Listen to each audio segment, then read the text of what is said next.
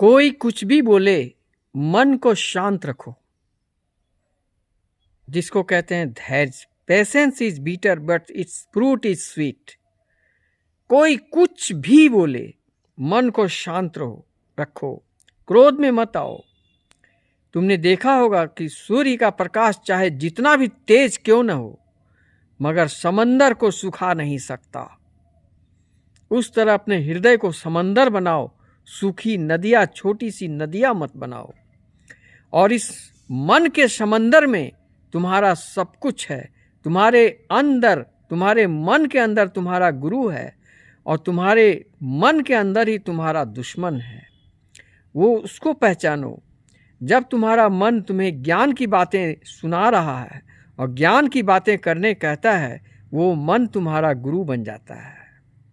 लेकिन वही मन तुम्हें अहंकार, अंधकार और अज्ञान में चला जाता है, तो समझ लो कि यही मन तुम्हारा शत्रु है।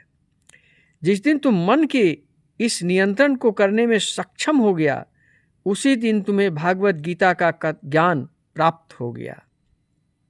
श्रीमद् भागवत गीता में एकमात्र उद्देश्य है, और ये 4 वेद, 18 पुराण और श्रीमद् भागवत गीता में 18 अध्याय और 700 श्लोक का एक ही मात्र उद्देश्य है कि उनकी 3 बातें बहुत अटल सत्य है कि तुम्हारा कोई अपना नहीं है। जिसको तुम अपना समझ रहे हो वो एक भ्रम है। नंबर 2, जितने भी तुम्हारे पास सामान के पीछे, चीज़ों के पीछे, पैसा के पीछे, धन के पीछे, ऐश्वर्य के पीछे जो तुम भाग दौड़ कर रहे हो, ये भी तुम्हारा एक भ्रम है। तीसरी ज्ञान ये है कि कर्म ही तुम्हारा भाग्य विधाता होगा, और मन ही तुम्हारा गुरु है, और मन के अंदर ही राम है, मन के अंदर राधा है, और मन के अंदर ही शत्रु है।